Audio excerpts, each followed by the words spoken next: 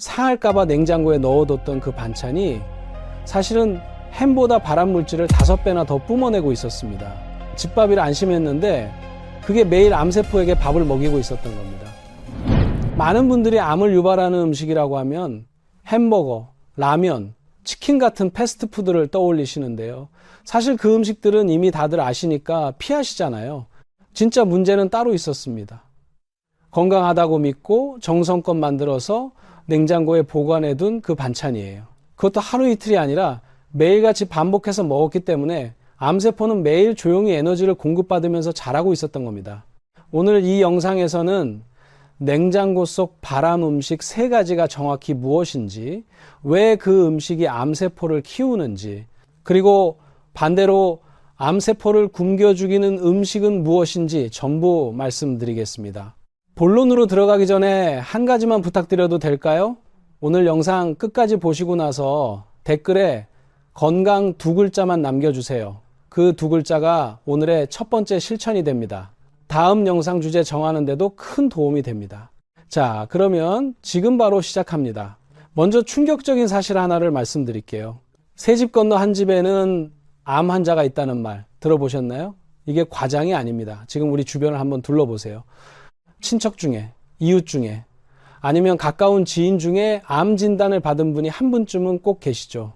예전에는 암이라고 하면 정말 특별한 사람한테만 오는 병이라고 생각했어요. 그런데 지금은 아닙니다. 암은 이제 너무나 흔한 병이 되어버렸어요. 그런데 이상하지 않으세요? 우리 세대가 젊었을 때보다 지금이 훨씬 더 건강에 신경 쓰는 시대인데 왜 암은 오히려 더 늘어나는 걸까요? 건강정보도 넘쳐나고 건강식품도 넘쳐나고 병원도 곳곳에 있는데 말이에요. 그 이유가 바로 오늘 제가 말씀드릴 내용과 정확하게 연결됩니다. 우리가 암의 원인이라고 생각하는 음식들, 그러니까 패스트푸드, 인스턴트, 가공식품 이런 것들은 이미 다들 경계하고 피하시잖아요. 문제는 그 바깥에 있어요. 아무도 의심하지 않는 곳에 진짜 위험이 숨어 있었습니다. 바로 냉장고입니다. 정성껏 만들어서 냉장고에 보관해 두면 안전하다고 생각하시죠. 집밥이니까 믿을 수 있다고 생각하시죠. 그런데 오늘 제가 보여드릴 3가지 음식은 바로 그 냉장고 안에서 암세포를 키울 준비를 하고 있었습니다. 지금부터 하나씩 말씀드릴게요. 첫 번째는 고온에서 볶거나 튀긴 뒤 설탕, 물엿으로 코팅한 전분 음식입니다. 대표적인 게 뭔지 아세요? 바로 떡볶이예요. 또 각종 조림 반찬들, 고추장 양념에 볶은 떡이나 어묵 종류들이죠. 이 음식들이 왜 문제냐면요. 전분 함량이 매우 높은 상태에서 고온 조리가 반복되기 때문입니다. 전분 음식을 고온에서 볶거나 튀기면 아크릴아마이드, 즉 발암 가능 물질이 생성됩니다. 이게 무슨 말이냐면 탄 부분, 노릇하게 구워진 부분, 바삭하게 튀겨진 부분일수록 이 물질이 더 많이 만들어진다는 거예요. 마치 쇠가 녹슬듯이 전분이 고온에서 산화되면서 우리 몸에 해로운 물질로 변해버리는 겁니다. 여기서 끝이 아닙니다. 이 음식들에는 고추장, 설탕, 물엿이 듬뿍 들어가죠. 그러면 혈당이 급격하게 올라가는 혈당 스파이크가 일어납니다. 혈당 스파이크가 뭐냐고요? 아침에 조용하던 강물이 갑자기 홍수가 나서 강둑이 무너지는 것처럼 혈당이 갑자기 치솟았다가 다시 뚝 떨어지는 현상이에요.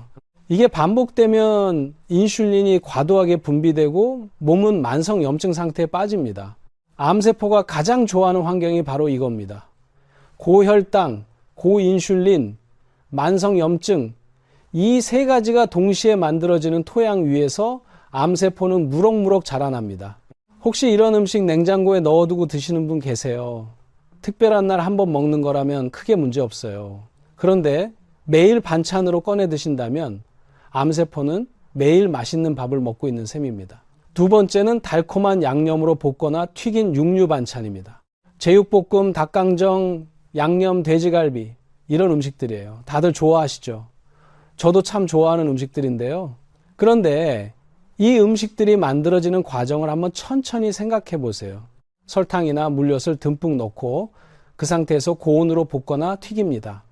바로 이 순간에 AG, 즉 당독소라고 불리는 물질이 대량으로 만들어집니다. 당독소가 뭔지 쉽게 설명드릴게요. 설탕이 단백질에 달라붙어서 눌어붙은 상태라고 생각하시면 돼요. 마치 프라이팬에 설탕을 태우면 검게 눌어붙잖아요. 그것과 비슷한 현상이 우리 몸 안에서 일어나는 겁니다. 이 당독소는 염증을 키우고 세포 노화를 빠르게 만들고 암이 발생하기 좋은 환경을 만들어요. 그런데 더 무서운 게 있어요. 암세포는 포도당을 먹고 자랍니다. 이건 많이 들어보셨을 거예요. 그런데 최근 연구 결과들을 보면 암세포가 포도당보다 과당을 더 좋아한다는 사실이 밝혀지고 있어요. 설탕은 포도당과 과당이 결합된 형태거든요. 그러니까 설탕을 넣고 볶은 제육볶음, 달콤한 닭강정은 암세포한테 최고의 식사를 차려주는 것과 같습니다. 특별한 날 한 번 먹는 거야. 괜찮아요. 문제는 이게 매일 밥상에 오르는 기본 반찬이 될 때입니다. 암세포는 매일 정말 좋은 에너지를 공급받고 있는 겁니다. 그것도 본인이 전혀 모르는 사이에. 그런데 여러분, 오늘 말씀드릴 세 가지 음식 중에서 가장 충격적인 건 사실 세 번째입니다. 왜냐하면 세 번째 음식은 대부분의 분들이 몸에 좋다고 철석같이 믿고 계신 음식이거든요. 더군다나 건강을 위해 일부러 챙겨 드시는 분들도 많으세요. 자, 세 번째는 오래 보관된 견과류와 곡물 반찬입니다. 땅콩, 호두, 아몬드. 이거 몸에 좋다고 하시죠? 맞아요. 신선할 때는 정말 좋은 음식입니다. 그런데 문제는 보관 방법과 보관 기간이에요. 견과류를 볶거나 조림으로 만들어서 냉장고에 넣어두고 몇 주에 걸쳐 꺼내 드시는 분들 많으시죠? 또 쌀이나 잡곡을 오래 보관하시는 분들도 많고요. 바로 이때 아주 무서운 일이 벌어집니다. 공기와 접촉하면서 산패가 시작되는 거예요. 산패라는 게 뭐냐면 기름이 변질되는 거예요. 참기름이나 들기름을 오래 두면 냄새가 이상해지잖아요. 그게 바로 산패입니다. 견과류도 똑같은 일이 벌어집니다. 그런데 더 무서운 건 이때 아플라톡신이라는 독소가 생길 수 있다는 겁니다. 이게 얼마나 무서운 물질이냐면 가열해도 절대 사라지지 않습니다. 팔팔 끓여도 오래 볶아도 이 독소는 그대로 남아요. 그리고 간 세포를 직접 파괴하고 간암을 유발하는 핵심 물질로 알려져 있습니다.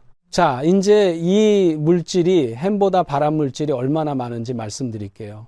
산패된 견과류에서 나오는 아플라톡신의 발암 위험도는 가공육, 즉 햄에 들어있는 발암 물질보다 무려 5배나 높습니다. 5배예요. 우리가 햄은 무서워서 잘 안 먹는데 견과류는 건강식이라고 오히려 더 챙겨 먹는 분들이 많으시죠. 아이러니하지 않습니까? 냉장고에 넣어두면 안전하다고 생각하시는 분들 많으신데요. 견과류는 냉장고 안에서도 산패가 진행됩니다. 느리게 진행될 뿐이에요.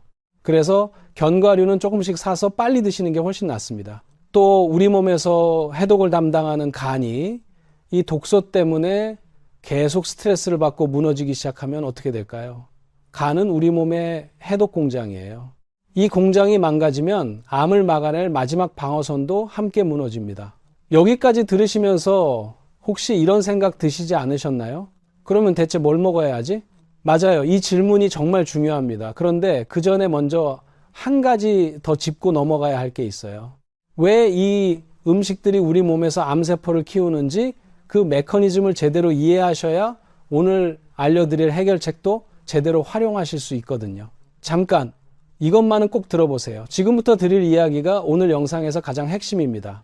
암은 어느 날 갑자기 생기는 병이 아닙니다. 정상세포가 갑자기 암세포가 되는 게 아니에요. 정상세포가 전암 단계 세포가 됐다가 초기암이 됐다가 중기암이 됐다가 결국 말기암으로 가는 긴 과정이 있습니다. 이 과정이 보통 10년에서 20년, 길게는 30년에 걸쳐 아주 조용히 진행돼요. 그래서 암은 삶이 오래도록 보내온 마지막 경고라는 말이 있습니다. 몸이 수십 년 동안 신호를 보냈는데 우리가 그 신호를 무시했던 거예요. 그러면 그 신호는 뭐냐? 바로 만성염증입니다. 염증이라고 하면 상처 났을 때 빨갛게 붓는 거 생각하시는 분들 많으세요. 그건 급성염증이고요. 만성염증은 달라요. 눈에 보이지 않아요. 통증도 별로 없어요. 그냥 조용히 세포 안에서 수십 년에 걸쳐 진행됩니다. 만성염증이 왜 생기냐? 바로 고혈당 상태가 반복될 때입니다. 아까 말씀드린 세 가지 음식들, 설탕이 들어간 볶음 반찬들, 고온조리 전분 음식들, 이것들이 반복적으로 혈당을 올리면 인슐린이 계속 과도하게 분비됩니다. 이 상태가 오래 지속되면 몸은 만성 염증 상태에 빠지고 세포는 손상되기 시작해요.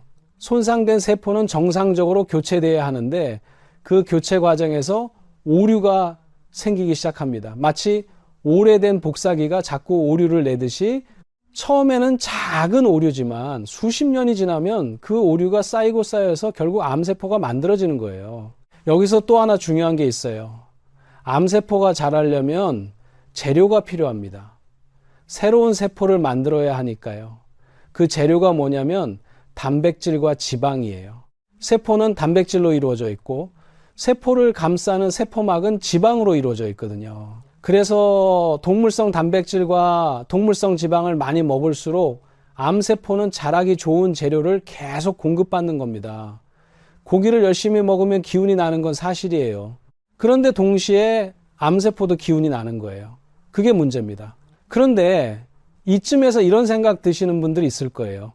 우리 부모님도 할머니, 할아버지도 평생 이런 음식 드셨는데 암 안 걸리신 분들 많았잖아요. 왜 요즘은 이렇게 암이 많이 생기는 걸까요? 크게 두 가지 이유입니다. 첫 번째는 지금 우리가 먹는 음식의 양이 훨씬 많아졌어요. 예전에는 귀했던 음식들이 지금은 넘쳐나죠. 설탕, 기름, 고기. 예전에는 명절 때나 먹을 수 있었던 음식들이 지금은 매일 밥상에 올라옵니다. 암은 결핍병이 아닙니다. 풍요병이에요. 너무 많이 먹어서 생기는 병이라는 거예요. 두 번째는 몸이 쉴 시간이 없어졌어요. 예전에는 배가 고프면 밥을 먹고 배가 부르면 먹지 않았죠. 자연스러운 공복 시간이 있었어요. 그런데 지금은 어떤가요? 새끼 밥에, 간식에, 야식에, 커피에 몸이 쉴 틈이 없습니다. 우리 몸에는 오토파지라는 자가 회복 시스템이 있어요. 오토파지, 즉 자가 포식이라고 하는 건데요. 쉽게 말하면 몸이 스스로 청소하는 시스템이에요. 손상된 세포를 정리하고 불필요한 단백질을 청소하고 세포를 새롭게 재생하는 거예요. 그런데 이 시스템은 언제 켜지냐면 먹지 않을 때만 켜집니다. 공복 상태일 때만 작동해요. 끊임없이 먹는 삶에서는 몸이 스스로 고칠 시간 자체가 없어지는 겁니다. 그래서 무엇을 먹느냐도 중요하지만 언제 먹고 언제 안 먹느냐도 똑같이 중요합니다. 자, 이제 정말 핵심적인 질문으로 넘어가 볼게요. 그럼 대체 암은 왜 나한테 왔을까? 왜 우리 가족한테는 암이 많은 걸까? 혹시 이게 유전 때문은 아닐까? 이런 생각 해보신 적 있으세요? 유전이라는 말, 참 무겁게 들리는 단어죠. 부모님이나 형제 중에 암 환자가 계시면 나도 언젠가는 걸리는 건 아닐까 하는 두려움 많이들 가지고 계실 거예요. 그런데 오늘 제가 그 두려움을 조금 덜어드리고 싶습니다. 과학적인 통계를 먼저 말씀드릴게요. 암 발생 원인에서 유전적 요인이 차지하는 비율이 얼마나 될 것 같으세요? 50%? 30%? 아닙니다. 연구 결과들을 보면 유전자만의 영향은 고작 5%에서 10% 정도밖에 안 됩니다. 나머지 90%에서 95%는 우리의 생활 환경, 그 중에서도 음식과 식습관이 원인이에요. 그러면 왜 가족 중에 암이 많으면 나도 걸릴 확률이 높다고 하는 걸까요? 가족들은 같은 음식을 먹거든요. 같은 조리 방법으로 만든 음식을 같이 먹고 같은 생활 패턴을 공유합니다. 운동을 많이 하는 집안은 다 같이 운동하고 TV만 보는 집안은 다 같이 TV만 봐요. 그러니까 가족력이 높아지는 건 유전자 때문이 아니라 같은 밥상, 같은 생활 습관 때문인 경우가 훨씬 많습니다. 이게 왜 희망적인 소식이냐면요. 유전자는 바꿀 수 없지만 생활 습관은 바꿀 수 있거든요. 오늘 당장 시작할 수 있어요. 후성 유전학이라는 분야가 있습니다. 어렵게 들리시죠? 쉽게 말하면 유전자는 타고나지만 그 유전자가 켜지고 꺼지는 건 내 생활 습관에 달려있다는 연구 분야예요. 같은 암 유전자를 가지고 있어도 어떻게 사느냐에 따라 그 유전자가 발현되느냐 안 되느냐가 달라진다는 거예요. 그러니까 가족 중에 암이 있다고 해서 포기하실 필요가 전혀 없습니다. 오히려 더 철저하게 식습관을 관리하면 충분히 예방할 수 있어요. 아마 많은 분들이 공감하실 텐데요. 암 진단을 받고 나서야 비로소 먹는 것을 바꾸고 운동을 시작하고 스트레스 관리를 시작하시는 분들이 참 많습니다. 왜 진단 전에는 그렇게 못했을까 하고 후회하시는 분들도 많이 봤어요. 그게 참 안타깝습니다. 오늘 이 영상을 보고 계신 분들은 그러실 필요 없어요. 지금 이 순간부터 시작하시면 됩니다. 늦지 않았어요. 우리 몸은 생각보다 훨씬 회복력이 강합니다. 자, 이제 가장 중요한 내용으로 넘어갑니다. 지금까지는 무엇을 피해야 하는지 말씀드렸는데요. 이제부터는 무엇을 먹어야 암세포를 굶길 수 있는지 말씀드릴 차례입니다. 그런데 더 놀라운 건 뭔지 아세요? 암세포를 굶기는 음식이 따로 있는 게 아니에요. 우리 몸의 면역 시스템 자체를 강화시켜서 암세포가 자라지 못하는 환경을 만드는 음식들이 있습니다. 그게 뭔지 지금 바로 말씀드릴게요. 우리 몸에서 면역을 담당하는 곳이 어디일까요? 많은 분들이 면역이라고 하면 혈액 속 백혈구를 생각하시는데요. 맞아요. 백혈구도 중요합니다. 그런데 사실 우리 면역의 핵심은 두 곳이에요. 하나는 흉선이고 다른 하나는 장입니다. 흉선은 가슴 한가운데 있는 기관인데요. 젊었을 때는 면역세포를 활발하게 만들어내지만 나이가 들면 급격히 줄어들어요. 30세만 돼도 40%밖에 안 남고 50세가 되면 10%밖에 안 남습니다. 그러면 나이 들수록 면역은 어디서 만들어지냐? 바로 장입니다. 우리 장에는 수천 종류의 세균이 살고 있어요. 이걸 장내 미생물이라고 하는데요. 건강한 사람의 장에는 2,000종에서 3,000종의 균들이 살고 있어요. 그런데 암 환자분들의 장을 보면 이게 500종, 600종으로 뚝 떨어져 있어요. 도시에 사는 현대인들도 1,000종 정도밖에 안 됩니다. 장내 세균이 다양할수록 면역이 강해집니다. 이건 이제 의학계에서 확실하게 인정받고 있는 사실이에요. 그러면 장내 세균을 어떻게 다양하게 만드냐? 바로 다양한 음식을 먹는 거예요. 자, 이제부터 제가 직접 오랫동안 연구하고 환자분들께 권해드리면서 효과를 확인한 3가지 음식을 말씀드릴게요. 첫 번째는 야채 주스입니다. 야채 주스라고 하면 어떤 분들은 과일 주스랑 헷갈리시는데 완전히 다릅니다. 과일 주스는 당도가 높아서 오히려 혈당을 올려요. 제가 말씀드리는 건 다양한 야채를 갈아 만든 야채 주스예요. 핵심은 다양성입니다. 한두 가지 야채를 많이 먹는 것보다 30종, 60종의 야채를 조금씩 골고루 먹는 게 훨씬 중요합니다. 왜냐하면 야채마다 다른 종류의 세균이 붙어 있거든요. 다양한 야채를 먹을수록 장 속에 다양한 균이 자리를 잡고 면역이 강해지는 거예요. 넷플릭스 다큐멘터리 중에 건강을 해킹하다 장의 비밀이라는 작품이 있어요. 거기서도 60종 야채 스무디 이야기가 나옵니다. 세계적인 연구자들이 다양한 야채를 동시에 먹는 것이 장 건강을 회복시키는 핵심이라고 밝히고 있어요. 그런데 솔직히 말씀드리면 30종, 60종의 야채를 매일 직접 사서 씻고 갈아 드시는 건 현실적으로 쉽지 않죠. 장을 봐야 하고 손질해야 하고 매일 만드는 것 자체가 보통 일이 아니에요. 그래서 제가 오랫동안 여러 가지를 비교해 봤는데요. 냉동 건조 방식으로 다양한 야채를 갈아 만든 야채 주스 분말이 있어요. 그냥 물에 타서 드시면 되는데 30종 이상의 야채가 들어가 있어서 매일 직접 만드는 것과 거의 비슷한 효과를 내면서 훨씬 편리해요. 물론 직접 신선한 야채를 갈아 드시는 게 가장 좋습니다. 그게 가능하신 분들은 꼭 그렇게 하세요. 그런데 현실적으로 어려우신 분들이라면 이런 방법도 충분히 도움이 됩니다. 두 번째는 청국장입니다. 청국장. 냄새 때문에 싫어하시는 분들 많으시죠. 그런데 냄새만 참으시면 이것만큼 강력한 발효식품이 없어요. 청국장은 콩을 발효시킨 음식인데요. 이 발효 과정에서 나토키나제, 이소플라본, 유산균 같은 놀라운 성분들이 만들어집니다. 특히 장내 유익균을 늘리는 효과가 뛰어나고 면역력을 50%까지 높여준다는 연구 결과도 있어요. 그런데 청국장을 제대로 먹으려면 중요한 원칙이 있어요. 가열하면 살아있는 유익균이 죽습니다. 그래서 청국장찌개를 끓일 때는 반은 끓이고 나머지 반은 불을 끈 다음에 나중에 풀어서 생균 상태로 드셔야 해요. 그래야 장까지 살아있는 균이 도달합니다. 그런데 청국장도 매일 끓여 드시기가 쉽지 않죠. 냄새도 강하고. 그래서 청국장 가루 제품이 있어요. 청국장을 저온에서 건조해서 분말로 만든 건데요. 요구르트나 두유에 한 숟가락 넣어서 드시거나 물에 타서 드시면 됩니다. 냄새도 훨씬 덜하고 살아있는 균도 그대로 섭취할 수 있어요. 시중에 청국장 가루 제품들이 많은데요. 제가 중요하게 보는 것은 2가지예요. 저온 건조 방식인지 그리고 첨가물이 들어가 있지 않은지 이 2가지를 꼭 확인하고 고르세요. 세 번째는 저온압착 들기름입니다. 기름이 건강에 좋다고 하고 의아해 하시는 분들 계실 것 같아요. 그런데 기름도 종류에 따라 완전히 다릅니다. 세포를 한번 상상해 보세요. 세포는 세포막이라는 얇은 껍질로 둘러싸여 있는데요. 이 세포막이 기름으로 이루어져 있어요. 어떤 기름을 먹느냐에 따라 세포막의 상태가 달라집니다. 좋은 기름을 먹으면 세포막이 부드럽고 탄력 있게 유지되고, 나쁜 기름을 먹으면 세포막이 딱딱하게 굳어버려요. 세포막이 딱딱하게 굳으면 어떻게 되냐? 산소가 세포 안으로 들어가지 못합니다. 산소가 부족한 환경, 바로 그게 암세포가 가장 좋아하는 환경이에요. 암세포는 산소 없이도 살 수 있는 세포거든요. 오히려 산소가 풍부한 환경에서는 암세포가 자라기 어렵습니다.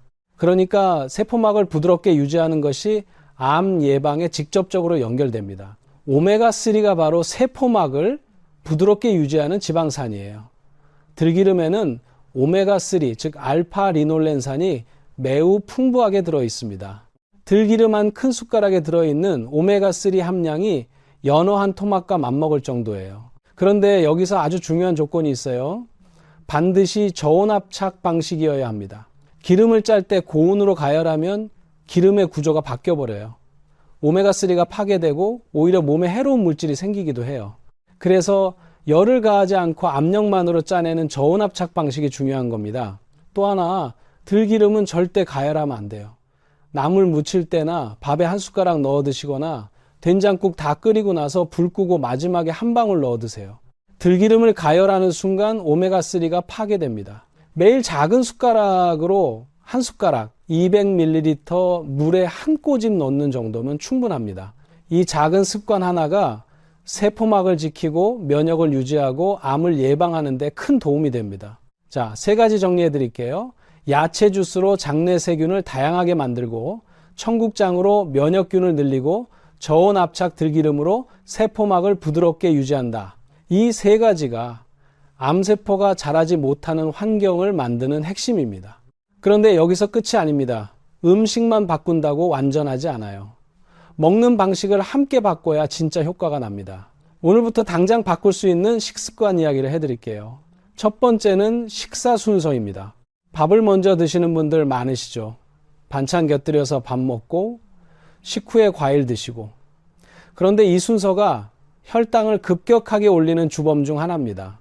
순서를 이렇게 바꿔보세요. 야채나 채소 먼저, 그 다음 단백질, 마지막에 탄수화물 순서로 드세요.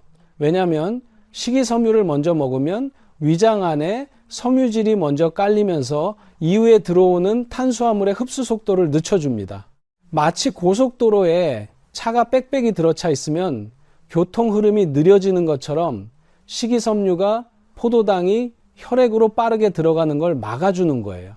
이 순서 하나만 바꿔도 식후 2시간 혈당이 눈에 띄게 떨어집니다. 실제로 혈당계로 측정해 보시면 차이가 확연히 보여요. 거창한 변화가 아니라 오늘 저녁 밥상에서 당장 실천할 수 있는 방법이에요. 두 번째는 식후 걷기입니다. 밥 먹고 나서 소파에 앉거나 눕는 분들 많으시죠. 그런데 식후에 허벅지 근육을 움직이면 혈당을 근육이 흡수해가는 효과가 있어요. 암세포가 혈당을 가져가기 전에 근육이 먼저 가져가는 거죠. 20분에서 30분 가볍게 걷는 것만으로도 충분합니다. 빠르게 걸을 필요도 없어요. 가볍게 산책하는 것처럼 걸으시면 됩니다. 이게 췌장의 부담을 줄이고 혈당을 안정시키는 데 정말 효과적이에요. 네, 세 번째는 야식과 과식을 끊는 겁니다. 저녁 8시 이후에는 드시지 마세요. 우리는 자고 있다고 생각하지만 몸은 일하고 있거든요. 특히 췌장은 밤새 소화 효소를 만들고 인슐린을 분비하면서 쉬지 않고 일해요. 야식은 쉬어야 할 시간에 억지로 일을 시키는 겁니다. 저녁 식사는 주무시기 최소 3시간 전에 마치세요. 그리고 배가 부를 때까지 드시지 마시고 배가 70-80% 찼다는 느낌이 들면 수저를 놓으세요. 과식 한 번이 췌장을 얼마나 혹사시키는지, 췌장이 말을 할 수 있다면 제발 그만 먹으라고 할 거예요. 네 번째는 공복 시간을 만드는 겁니다. 아까 오토파지, 즉 자가포식 이야기를 드렸죠. 이 몸의 자가치유 시스템이 작동하려면 공복 시간이 필요합니다. 최소 12시간에서 14시간의 공복 시간을 만들어 주세요. 예를 들어 저녁을 6시에 드셨다면 아침을 6시나 8시에 드시는 거예요. 그 사이 12시간에서 14시간 동안 몸이 스스로 손상된 세포를 청소하고 재생하는 작업을 합니다. 이게 가장 자연스러운 항암 치료예요. 처음에는 아침에 배가 고파서 힘드실 수 있어요. 근데 일주일만 지나면 몸이 적응합니다. 오히려 오전에 머리가 더 맑아지고 에너지가 넘치는 걸 느끼시는 분들이 많아요. 5번째는 스트레스 관리입니다. 이게 음식 이야기랑 무슨 상관이냐 하실 수 있는데요. 스트레스를 받으면 혈관이 좁아지고 심장으로 혈액이 집중됩니다. 그러면 깊은 곳에 있는 장기들, 특히 췌장 같은 곳은 혈액 공급이 줄어들어요. 혈액이 줄어든다는 건 산소 공급이 줄어든다는 거고, 산소가 부족한 환경은 암세포가 좋아하는 환경입니다. 만성 스트레스는 식습관보다 더 빠르게 암을 키웁니다. 집에 돌아오실 때 하루 동안의 걱정거리를 현관문 앞에 내려놓고 들어오세요. 집에서는 아무 생각 없이 쉬세요. TV 보시고 손주들이랑 노세요. 혈관이 넓어지고 세포들이 숨을 쉬기 시작합니다. 스트레스 보따리는 밖에다 놓고 집에 들어오겠다. 이 간단한 마음가짐 하나가 암을 예방하는 강력한 무기가 됩니다. 자, 지금까지 말씀드린 것들이 많죠. 한 번에 다 바꾸려고 하지 마세요. 오늘 당장 하나만 시작하세요. 저녁 먹고 20분 걷는 것부터 시작해도 됩니다. 내일은 식사 순서를 바꿔보세요. 이렇게 하나씩 쌓아가는 거예요. 그런데 여러분, 혹시 지금 이런 증상 중에 해당하시는 분 있으신지 한번 체크해 보세요. 명치부근이 자주 체한 것처럼 답답하다. 등이나 날개뼈 근처에 은은한 통증이 꾸준히 있다. 다이어트를 하지 않았는데 한 달 사이에 4-5kg 이상 빠졌다. 소화가 잘 안 되고 설사나 변비가 반복된다. 변 색깔이 변하거나 변이 물에 뜬다. 피부나 눈이 노랗게 변하는 황달 증상이 있다. 이 6가지 중에서 2가지 이상 해당되고 2주 이상 지속된다면 반드시 병원에 가셔야 합니다. 특히 초음파만으로는 확인이 어려울 수 있으니 CT, 즉 CT 촬영을 요청하세요. 이 증상들이 모두 다른 이유일 수도 있지만 조기에 발견하는 것이 생명을 지키는 가장 확실한 방법입니다. 초기에 발견하면 완치할 수 있어요. 실제로 일기에 발견하면 50%에 가까운 생존율을 보입니다. 반면 사기가 되면 2.4%로 뚝 떨어져요. 그 차이가 바로 얼마나 빨리 발견하느냐에 달려 있습니다. 자, 이제 마무리로 들어가 볼게요. 오늘 정말 많은 이야기를 드렸는데요. 오늘 말씀드린 것들을 짧게 정리해 드릴게요. 냉장고 속 발암 음식 3가지 기억하세요. 고온 조리 설탕 코팅 전분 음식, 달콤한 양념볶음 육류, 그리고 오래 보관된 견과류와 곡물 반찬. 이 3가지는 매일 드시면 암세포에게 매일 밥을 차려주는 것과 같습니다. 암은 유전이 아닙니다. 95%는 생활 습관입니다. 오늘 당장 바꿀 수 있어요. 그리고 암세포를 굶기는 3가지 음식 기억하세요. 다양한 야채 주스로 장내 세균을 살리고, 청국장으로 면역을 올리고, 저온 압착 들기름으로 세포막을 지키세요. 식사 순서를 야채 먼저로 바꾸고, 식후에 20분 걷고, 야식을 끊고 공복 시간을 만들어 주세요. 그리고 저녁에 집에 돌아오실 때는 걱정 보따리를 현관 밖에 내려놓으세요. 이것들이 거창한 것처럼 보이지만 사실은 모두 오늘부터 당장 시작할 수 있는 것들입니다. 비용도 들지 않아요. 새벽에 일어날 필요도 없어요. 힘든 운동을 할 필요도 없어요. 여러분, 우리 나이에 건강을 포기할 이유가 없습니다. 몸은 생각보다 훨씬 강하고 회복력이 있어요. 50대에 60대에 70대에도 식습관을 바꾸면 몸이 달라집니다. 이건 의학적 사실이에요. 지금 이 순간 영상을 보고 계신 여러분은 이미 시작하신 겁니다. 오늘 여기서 들으신 것 중 하나만, 딱 하나만 오늘 저녁부터 실천해 보세요. 밥 먹고 나서 잠깐 산책하는 것부터 시작해도 됩니다. 저녁 식사 때 야채를 먼저 드시는 것부터 시작해도 됩니다. 오늘 밤부터 야식을 끊는 것부터 시작해도 됩니다. 그 작은 시작이 여러분의 몸을 바꿔놓습니다. 오늘 영상이 도움이 되셨다면 댓글에 건강 2글자만 남겨주세요.